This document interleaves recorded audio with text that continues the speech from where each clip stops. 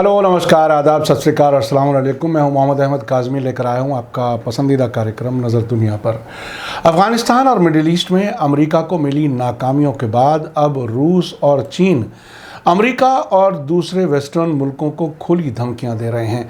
ऐसा लगता है कि अमेरिका और वेस्टर्न मुल्क, ख़ासतौर पर नाटो मेंबर मुल्कों की कमज़ोरी का वक्त आ गया है और अब उनकी ताकत का सितारा डूब रहा है।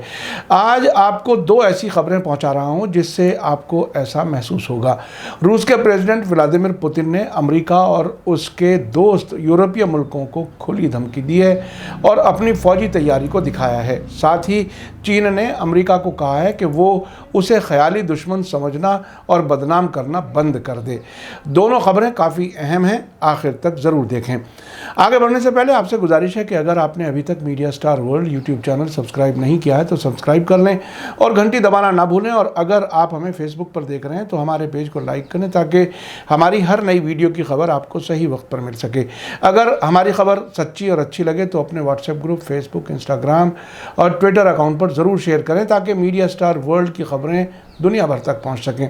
आज की बड़ी खबर है कि रूस के प्रेसिडेंट व्लादिमीर पुतिन ने धमकी दी है कि उनकी नौसेना यानी नेवी ऐसे हमलों के लिए तैयार है जिन्हें रोका नहीं जा सकेगा। कल संडे को सेंट पीटर्सबर्ग में लड़ाकू जहाज़ों की एक परेड में रूसी प्रेसिडेंट व्लादिमीर पुतिन ने कहा कि उनके मुल्क के फ़ायदे में हुआ तो रूसी समंदरी फ़ौज दुश्मन के ठिकानों पर बेरोक टोक हमले करने को तैयार है। पुतिन ने कहा कि रूस की नेवी के पास आज वो सब कुछ है जो मुल्क और मुल्क के इंटरेस्ट की हिफाजत यकीनी बनाने के लिए ज़रूरी है। कुछ ही दिन पहले ब्रिटेन के एक लड़ाकू समंदरी जहाज़ के यूक्रेन के पास से गुजरने पर वेस्टर्न मुल्कों और रूस के बीच तनाव पैदा हो गया था। रूस ने दावा किया था कि अपनी समंदरी हदूद से ब्रिटेन के एक जंगी बेड़े को भगाने के लिए उसके रास्ते में बम गिराए गए और गोलियां दागी गईं। रूस का कहना था कि ब्रिटिश जहाज़ क्रीमिया के इलाके में उसकी हदूद के अंदर था। ये खबर रॉयटर्स, एएफपी और एसोसिएटेड प्रेस ने दी है।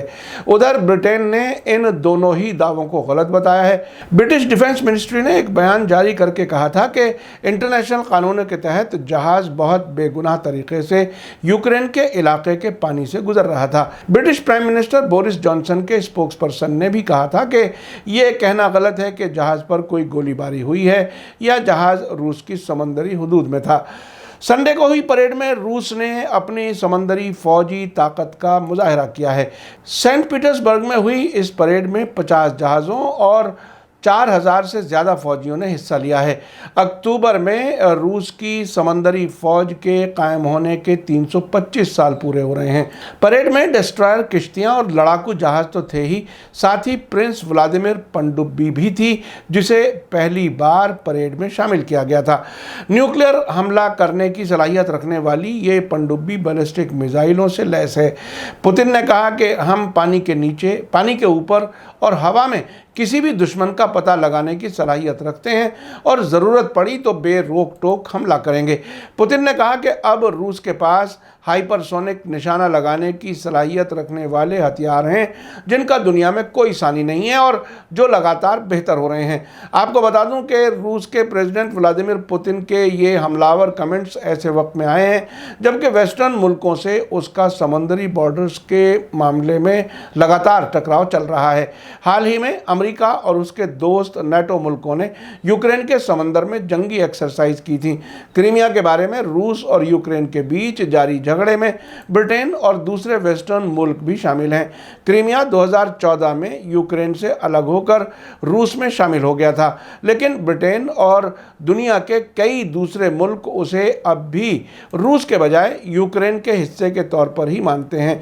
पिछले महीने ब्रिटिश जंगी बेड़े के गुजरने के वाक़े के बारे में पुतिन ने कहा था कि उनकी समंदरी फौज ब्रिटिश जहाज़ HMS डिफेंडर को डुबो तक सकती थी। पुतिन ने इल्ज़ाम लगाया कि अमेरिका ने इस उकसावे में अहम रोल अदा किया था। इसी बीच आज ही रूस ने कहा है कि उसने नई हाइपरसोनिक मिसाइल ज़िरकॉन का एक और टेस्ट किया है। खबर है कि मिसाइल को नॉर्थ रूस के सफ़ेद सागर में मौजूद एडमिरल ग्रोशकोफ बेस से छोड़ा गया और उसने बारेंट्स सागर के किनारे के पास एक ज़मीनी ठिकाने पर निशाना साधा। रूस का दावा है कि ये मिसाइल आवाज़ की रफ्तार से 9 गुना तेज़ रफ्तार रखती है और 1000 किलोमीटर तक मार कर सकती है। आपको बता दूं कि अमेरिका के वेस्टर्न दोस्त मुल्कों में ख़ास तौर से नॉर्थ अटलांटिक ट्रीटी ऑर्गेनाइजेशन यानी नेटो फौजी गठबंधन के मुल्क शामिल हैं, जिनमें ब्रिटेन, फ्रांस और जर्मनी समेत कुल 30 मुल्क हैं। इन सभी का झुकाव अमेरिका की तरफ रहता है। इसी गठबंधन ने इराक और अफगानिस्तान पर मिलकर हमला किया था। दूसरी तरफ चीन ने अमेरिका से जोर देकर कहा है कि वो उसे ख्याली दुश्मन समझना और बदनाम करना बंद कर दे। चीन की तरफ से ये बात आज ही मंडे को अमेरिका की deputy foreign minister Wendy Sherman से हुई हाई लेवल मुलाकात के दौरान कही गई है। वेंडी शर्मन इन दिनों चीन के सरकारी दौरे पर हैं। शर्मन कल संडे को दोनों मुल्कों के बीच तनाव कम करने के इरादे से चीन के तियानजिन शहर पहुंची थीं। चीन और अमेरिका पिछले काफ़ी वक्त से इंसानी हकूक़, साइबर सिक्योरिटी और कोरोना वायरस के सोर्स के बारे में टकराव की हालत में हैं।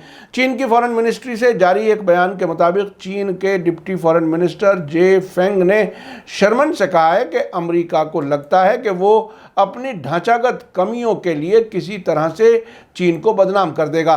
बयान के मुताबिक चीनी डिप्टी फॉरेन मिनिस्टर ने कहा कि हम अमेरिका से जोर देकर कहते हैं कि वो अपनी ख़तरनाक पॉलिसी और बुरी तरह से गुमराह सोच को बदले। उन्होंने ये भी कहा कि अमेरिका चीन को एक काल्पनिक यानी इमेजिनरी और ख्याली दुश्मन के तौर पर देखता है। बातचीत के दौरान जे फेंग ने अमेरिका और चीन के रिश्तों को टकराव वाले और संजीदा मुश्किल के दौर में बताया। आपको बता दूं कि पिछले फ्राइडे को चीन की फॉरेन मिनिस्ट्री के स्पोक्सपर्सन जाओ लिजियान ने कहा था कि अमेरिका चीन को लेक्चर देने या चीनी मामलों में दखल देने का इख्तियार नहीं रखता और ना ही उसे ये कहने का इख्तियार है कि वो चीन के साथ ताकत की मजबूती के साथ बात कर रहा है।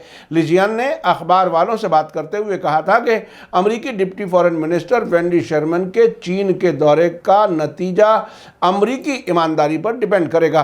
उससे पहले पिछले हफ्ते वेडनेसडे को अमेरिकी फॉरेन मिनिस्ट्री के एक बयान में कहा गया था कि वेंडी शर्मन का दौरा चीन के साथ मुलाकातों में अमेरिकी इंटरेस्ट और उसूलों को आगे बढ़ाने और रिश्ते को जिम्मेदारी से मैनेज करने के लिए चीन के अफसरों के साथ साफ बातचीत करने की अमेरिकी कोशिशों का हिस्सा है। साथ ही अमेरिकी फॉरेन मिनिस्ट्री के स्पोक्सपर्सन नेड प्राइस ने उसी दिन कहा था कि शर्मन ताकत की पोजीशन से चीन का दौरा करेंगी।